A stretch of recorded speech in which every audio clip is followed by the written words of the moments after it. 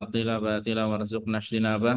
Rabbi shrah li sadri wa yassir li amri wahlul 'uqdatam min lisani yafqahu qawli.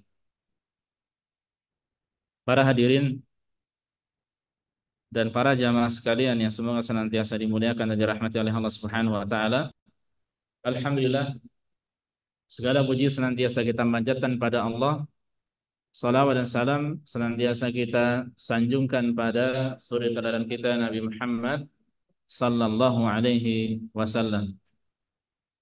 Alhamdulillah, Allah Subhanahu wa taala mempertemukan kita kembali di acara tenda acara buka puasa bersama yang diadakan oleh Islamic Center Dammam.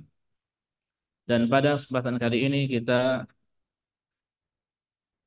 di penghujung tanggal ke-20 untuk mendoakan mereka ya dengan kebaikan. Semoga Allah menerima amal ibadah mereka, semoga Allah membalas mereka dengan balasan yang lebih baik lagi, dan semoga Allah memberkahi harta mereka, keluarga kita, keluarga mereka dan usia mereka, atau doa-doa yang baik yang lainnya. Jangan lupa ya, ini semuanya tentu bisa terlaksana setelah taufik dan kemudian dari Allah, kemudian karena sebab mereka. Baiklah para jamaah sekalian, azanillahu wa iyyakum. Pada kesempatan kali ini bismillah kita akan membahas seputar kemuliaan Lailatul Qadar.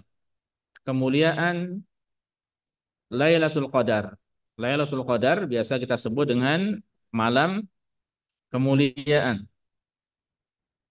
Para jamaah sekalian, azanillahu wa iyyakum. Sudah kita sampaikan kemarin bahwa generasi salafus saleh itu mengagungkan di antaranya atau mengagungkan waktu-waktu istimewa, di antaranya adalah al-asrul akhir min Ramadan, yaitu mengagungkan 10 hari terakhir dari bulan Ramadan. Dan tak terasa sebagian dari mereka juga mengatakan dhahaba ma'dhamuhu wa baqiya a'dhamuhu, bahwa kebanyakan dari bulan Ramadan telah berlalu, tapi yang tersisa itu yang paling agungnya. Jadi meskipun sebagian besar yang telah berlalu, tapi yang tersisa itu adalah yang paling a'zam, yang paling mulia, yang paling agung. Makanya Ramadan belum selesai, Ramadan belum kelar, jangan kendor. Terus kita berusaha untuk mendekatkan diri pada Allah dengan amalan-amalan yang disyariatkan. Semoga Allah berikan taufik dan kemudahan. Para jamaah, para hadirin dan para jamaah yang semoga senantiasa dimuliakan dan dirahmati oleh Allah Subhanahu wa taala. Selanjutnya, secara singkat biiznillah kita akan menyampaikan beberapa kemuliaan dari Lailatul Qadar. Ada beberapa kemuliaan, keistimewaan, keutamaan dari Lailatul Qadar.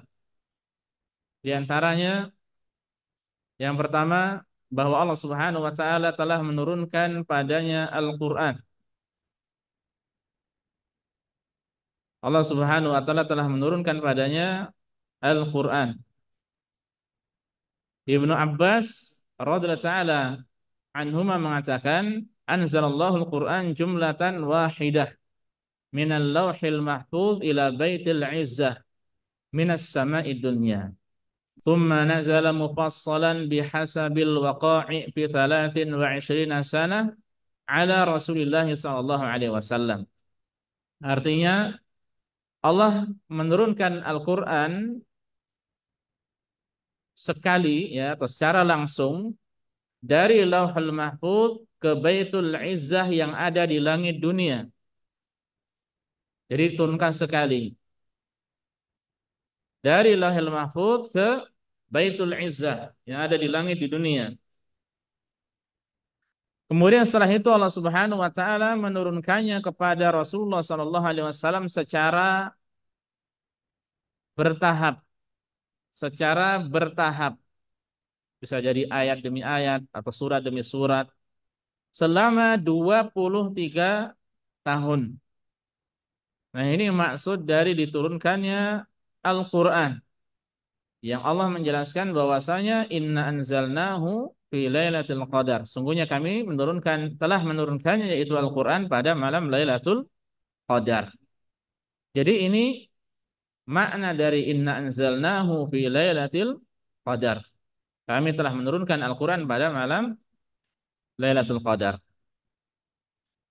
Sebagian ulama berpendapat bahwa maknanya adalah bahwa Allah menurunkan Al-Quran di sini pada malam Lailatul Qadar adalah 5 ayat pertama dari surat Al-Alaq. Iqra bismi rabbikal ladzi khalaq, khalaqal insana min 'alaq, Iqra wa rabbukal akram, alladzi 'allama bil qalam, 'allamal insana ma lam ya'lam. Nah, ini pendapat yang kedua. Jadi 5 ayat pertama diturunkan pada malam Lailatul Qadar, adapun sisanya kemudian diturunkan di waktu-waktu yang berbeda. Yang terlepas dari perbedaan ini, ya, maka kita tahu bahwa Al-Qur'anul Karim Allah Subhanahu wa taala turunkan pada malam Lailatul Qadar. Nah, ini cukup menjadi kebanggaan, kemuliaan, keistimewaan, keutamaan dari malam Lailatul Qadar.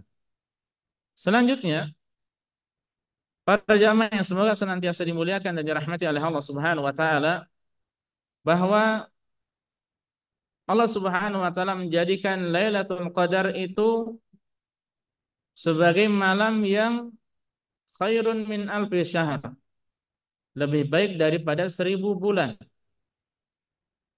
Dan sudah kita sampaikan bahwa yang lebih baik di sini adalah amalannya. Ketika seorang beramal pada malam Lailatul Qadar, maka itu akan lebih baik daripada dia beramal 1000 bulan atau pada 1000 bulan yang tidak ada padanya Lailatul Qadar. Makanya sungguh merugi seorang hamba yang tidak memanfaatkan malam itu dengan amal soleh. Dan ulama dan Rasul mengatakan bahwasanya orang yang terhalangi dari kebaikan padanya, sungguh dia adalah orang yang benar-benar terhalangi dari kebaikan. Nah, ini keistimewaan, keutamaan, kemuliaan yang kedua. Bahwasanya Lailatul Qadar adalah malam yang lebih baik daripada 1000 bulan. Selanjutnya, sebagaimana Lailatul Qadar adalah Lailah Mubarakah, malam yang diberkahi. Sebagaimana Allah menjelaskan di dalam surat Ad-Dukhan, Inna anzalnahu fi lailatin mubarakah. Sungguhnya kami telah menurunkan Al-Quran pada malam yang penuh berkah. Ya, pada malam yang penuh berkah. Para jamaah azanillahu wa iyyakum, keberkahan pada malam Lailatul Qadar banyak. Dan memang itu adalah malam yang diberkahi. Seorang yang beramal diberkahi. Yang kemudian termasuk nanti di malam itu, ya, para malaikat turun. Tanazzalul malaikatu warruhu fiha. Pada malam hari itu para malaikat, demikian pula malaikat Jibril turun. Yang kemudian apa mereka? Tugas mereka untuk turun itu untuk apa? Ya. Ada yang menjelaskan bahwasanya mereka turun itu pada malam hari itu karena memang untuk mengucapkan salam kepada orang-orang yang beribadah pada Allah Subhanahu wa taala.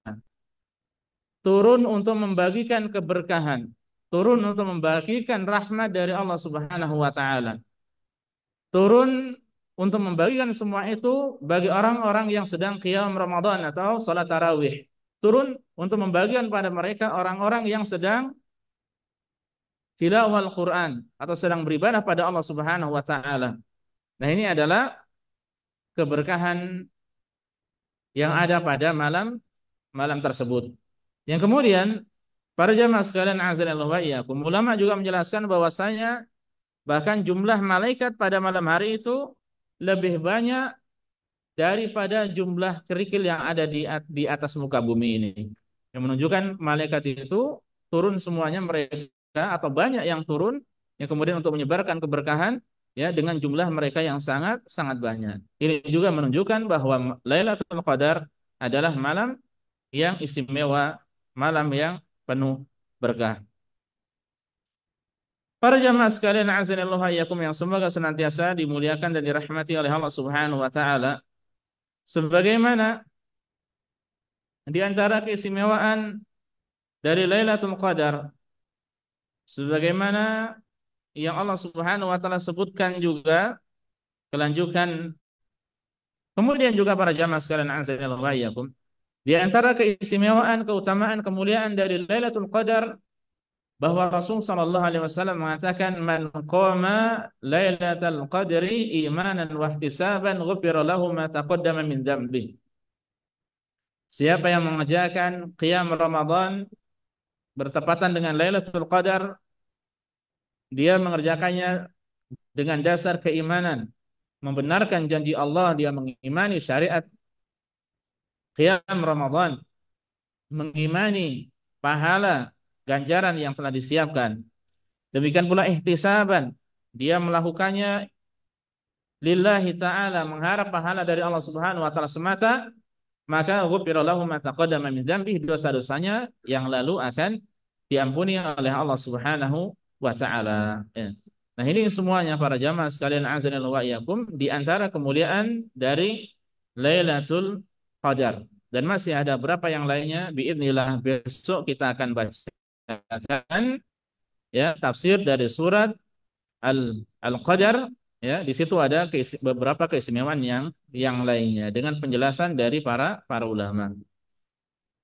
Para jamaah sekalian azanillahu wa iyyakum, lalu kira-kira kapankah Lailatul Qadar itu? Kapankah terjadinya Lailatul Qadar? Dalam masalah penentuan waktu dari Lailatul Qadar, maka terjadi banyak pendapat dari kalangan ulama. Al-Hafidz Ibnu Hajar Al-Asqalani rahimahullah di dalam kitabnya Fathul Bari, beliau menjelaskan bahwa ulama berselisih tentang kapan waktu dari Lailatul Qadar, hingga jumlahnya itu melebihi 40 pendapat. Ini jumlah totalnya. Ya, ini jumlah totalnya. Termasuk di antara seperti kaum muslimin di Indonesia yang biasanya meyakini Lailatul Qadar itu pada malam berapa? Berapa? Indonesia. Terus ada perayaan-perayaan juga. 17 ya, pada 17. Itu di antara pendapat juga ya yang disampaikan oleh beliau, tapi tidak berdasarkan kepada dalil yang kuat. Ya, tidak berdasarkan kepada dalil yang kuat. Makanya kemudian Syekh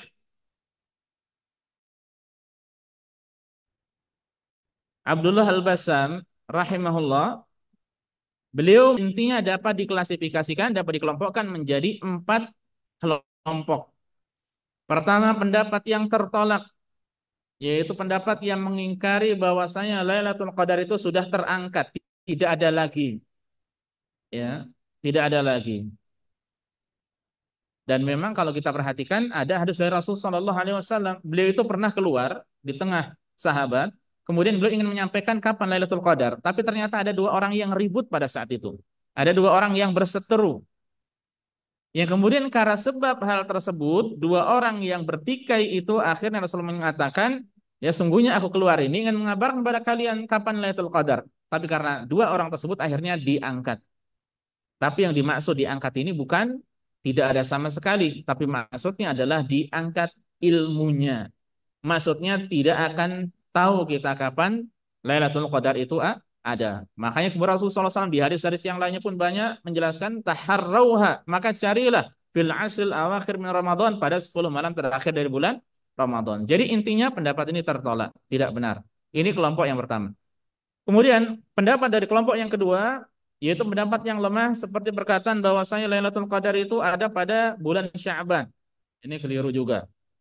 Yang benar, Lailatul Qadar ada pada malam dari bulan Ramadan. Ya. Ada pada malam-malam bulan Ramadan. Pendapat yang ketiga, ini pendapat yang marjuh. Ya. Tapi meskipun ada kemungkinan itu juga, maksudnya marjuh itu pendapat yang kurang kuat. Tapi ada kemungkinan juga, yaitu mereka yang berpendapat bahwasanya Lailatul Qadar itu ada pada selain 10 malam terakhir di bulan Ramadan. Jadi bisa jadi 10 malam pertama atau 10 malam kedua. Ya, jadi pada 20 malam pertama ini. Tapi antum sekalian bahwasanya apakah mungkin terjadi di awal-awal di tengah dari bulan Ramadan? Mungkin. Ilmunya telah diangkat. Dan kemungkinan itu ada.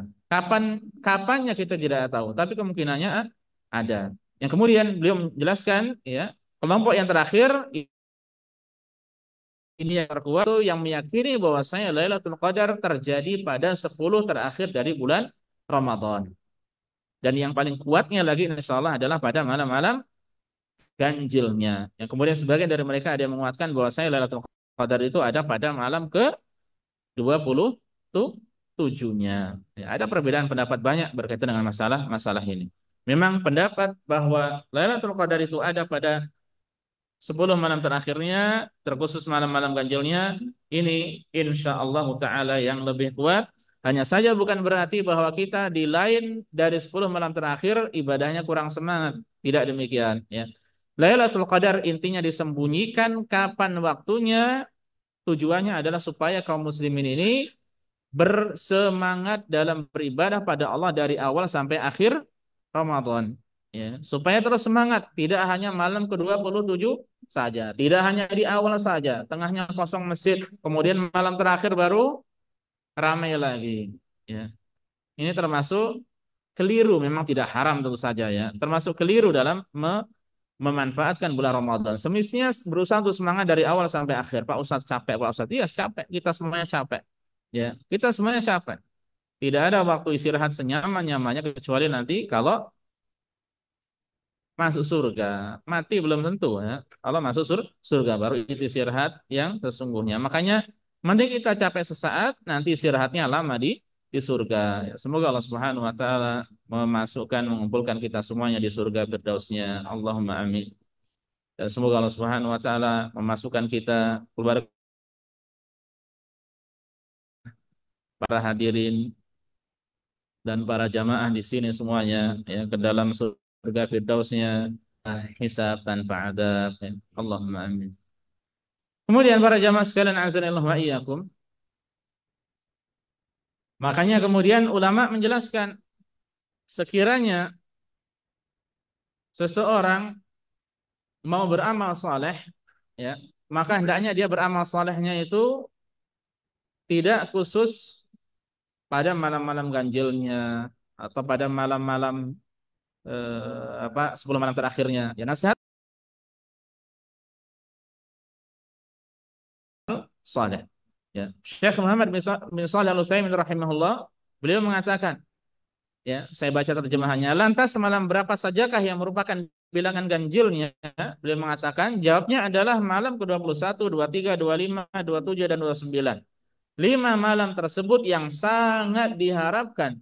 Namun ini tidak berarti bahwa Lailatul Qadar tidak ada kecuali pada malam ganjil. Akan tetapi kemungkinan ada pada malam ganjil dan malam genap. Jadi ada tetap kemungkinan malam ganjil. Hitung ganjil genap itu bisa dari depan dan bisa dari belakang. Tidak saya jelaskan. Ya, ini ada sebagaimana dalam riwayat Bukhari dijelaskan oleh Abu Sa'id ya, Al-Khudri radhiyallahu taala anhu yang menjelaskan bagaimana cara menghitung ganjil dan genap. Ya, karena Rasulullah sallallahu alaihi wasallam, ini saya bacakan hadisnya, tapi saya tinggalkan kita berpikir masing-masing nanti. Ya, Rasulullah sallallahu alaihi wasallam memerintahkan kita agar mencarinya pada malam keberapa? Litasi atin tabqa. Pada 9 malam yang tersisa. Ingat, 9 malam yang tersisa. Yang kedua, lisabi atin tabqa. 7 malam yang tersisa. Li khamisatin tabqa. 5 malam yang tersisa. Li thalithatin tabqa. 3 malam yang tersisa. Paham? Semuanya ganjil tadi, tapi saya sampaikan sama antum. Ini perhitungan dari mana tadi? Dari belakang berarti malam sekian yang tersisa, malam sekian yang tersisa dan seterusnya. Sudah kita sampaikan kemarin, Ramadan itu bisa 29 atau 30. Berarti nanti ini bisa jadi ya, ternyata eh, 3 malam yang tersisa ini bisa bisa pada malam ganjil. Ya, ketika bilangan bulan itu 30 hari. Kalau seandainya sama 29, nanti sama. Ya, 9 malam tersisa berarti malam keberapa itu? 21 ya. 7 malam tersisa, malam ke-23. 5 malam tersisa, 25. 3 malam tersisa, 27. Juga ada penjelasan dari Rasulullah SAW untuk mencari Lailatul Qadar pada malam terakhir dari bulan Ramadan. Dan malam terakhir bisa jadi malam 30. Ya. Ini tadi, hitungan tadi, ini kalau malam 29, ya, bulan Ramadan totalnya 29. Kalau seandainya totalnya 30, nanti akan berbeda. Ya berarti silahkan dihitung. 9 malam tersisa nanti berapa? Itu nanti akan jatuhnya malam ke 22. 7 malam tersisa malam berapa? 24 dan seterusnya. Jadi bisa jadi malam kan ganjilnya. Kesimpulannya apa sih? Kesimpulannya dalam beramal adalah kita hendaknya terus rajin beramal dari awal sampai akhir, terkhusus pada malam 10 malam terakhirnya. Para jamaah sekalian azanillahu wa iyyakum. Lalu amalan apa yang disyariatkan untuk diamalkan? Kemarin sudah saya sampaikan pada para jamaah sekalian. Ada yang mencatat? Pertama, jangan lupa sholat fardunya. Yang kedua, sholat tarawih. Ketiga, membaca Al-Quran. Keempat, doa ya atau dan zikir atau kelima di zikir. Termasuk doa istighfar. Kemudian juga ada satu yang tersisa. Ada yang tahu? Satu yang tersisa. Tunjuk tangan coba. Iya Pak. Hah? Bersedekah. Bukan itu yang dimaksud. Bukan itu yang dimaksud. Ini yang dilakukan oleh Rasul Sallallahu Alaihi Wasallam. Silakan ambil minyak wangi 3 nih, parfum. Silakan, saya tunggu sampai maghrib. Masih 6 menit. Antum sambil berdoa, ya Allah berilah taufik untuk bisa menjawab jawaban Ustaz. Ini amalan yang dilakukan oleh Rasulullah Sallallahu Alaihi Wasallam di 10 malam yang terakhir. Sudah ada clue-nya itu, banyak banget, Mas.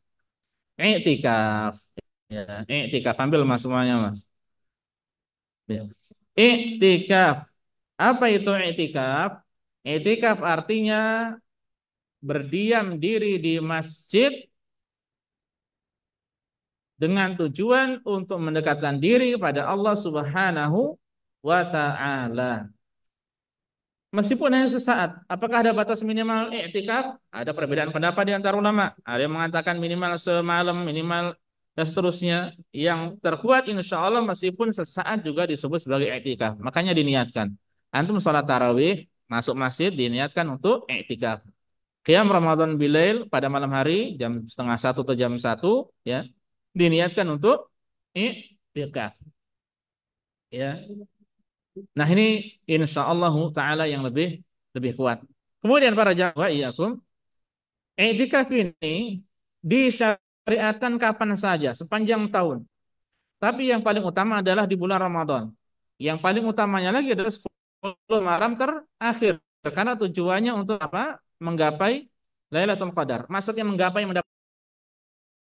jangan sampai lewat malam, maksudnya malam itu berlalu kecuali digunakan untuk beramal gitu saja. Amalan apa? Itu tadi di antara yang sudah disampaikan tadi. Termasuk juga